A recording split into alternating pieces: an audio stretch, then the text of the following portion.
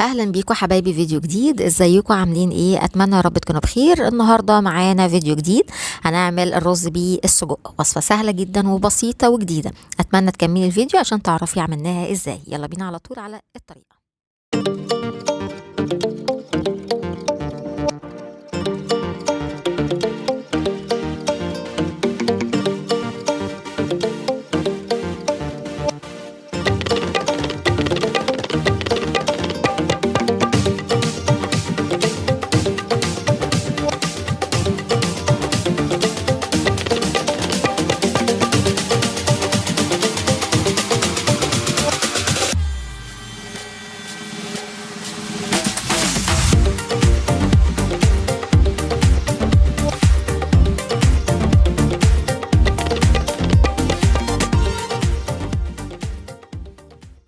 الاول حاجه في الجريل بتاعتي بشويه من الزيت، مش هكتر في الماده الدهنيه لان زي ما انتم عارفين ان السجق بيبقى فيه ماده دهنيه جواه، فمش عايزه اكتر قوي. نزلت بيه السجق انا مقطعاه لانصاص بالشكل ده، عايزه تكبري تصغري عن كده زي ما انت عايزه.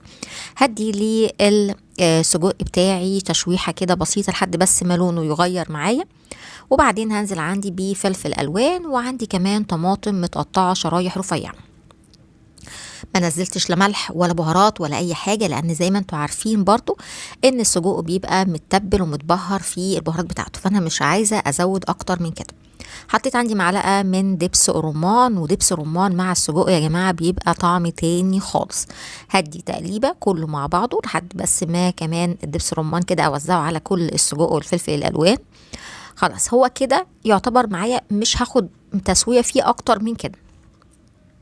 هلم بقى عندي السجق والفلفل وكل ده هطلعه كده في بوله لوحده، وبعدين هجيب عندي الحله اللي هنعمل فيها الرز.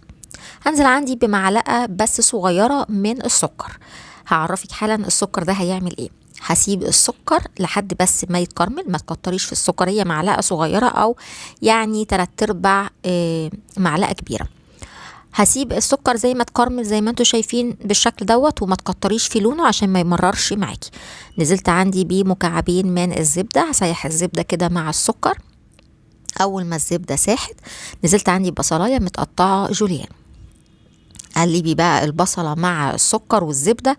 البصله طبعا هتبدا تاخد من لون الكراميل شويه، بس مش هتوصل للون اللي انا عايزاه دلوقتي. اهو بص انا هوريكي اللون، هو طبعا لسه ما وصلش للون اللي انا عايزاه. فحطيت مكعب المرقه، وهبدا احط عندي شويه من الملح، كمان هحط عندي شويه من الفلفل الاسود، وكمان هحط عندي شويه من السبع بهارات. هبدا اقلب بقى البصله مع البهارات دي ومكعب المرقه يدوب. هتلاقي بقى لون البصل اختلف خالص واتغير، شايفين بقى بدا اللون بتاعه يبقى لون الكراميل الحلو. السكر دي عملت ايه؟ ادت تسكيره حلوه قوي للبصله، وادتها كمان اللون اللي انا عايزاه ده. بعد كده نزلت عندي بيه بسله بجزر، وده يعني برضو اختياري لو مش حابه تحطيها، بس هي طبعا كل حاجه بنحطها بتدي تيست حلو قوي للوصفه بتاعتي. قلبت كله مع بعضه، وبعدين هنزل عندي بيه كوبايتين من الرز البسمتي. لو حابه رز مصري استخدمي الرز المصري عادي جدا، وامشي على نفس الخطوات.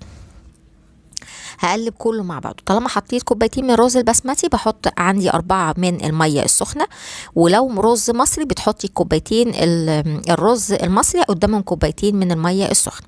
خلاص هقلب بقى، ومش هاجي ناحيته دلوقتي خالص، هسيبه بس لحد قرب ما يبدا يتشرب الميه، مش هسيبه يتشرب الميه تماما. بصوا كده، يعني هو لسه فيه ميه اهو زي ما انتم شايفين. في المرحله دي بقى انا هديله كده، شايفين بقولك ان في ميه لسه في الرز. في المرحله دي هبدا انزل عندي بيه السجق والفلفل الالوان. ليه بقى انا عايزه السجق كده مع الرز يختموا مع بعض.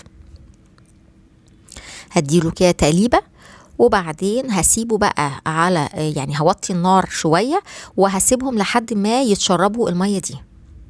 كده هما اتشربوا الميه اهو.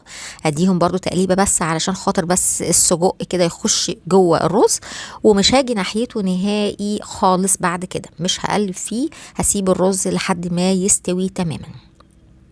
خلاص وعرفنا الطبق بتاعنا بالشكل الحلو دوت. وصفة سهلة جدا وبسيطة. اتمنى ان الفيديو يكون عجبكم، واتمنى انك تجربيها وتقولي لي رأيك ايه. ولو ليكي اي اسئلة او تعليق اكتبيها لي على قناة نانا تشانل.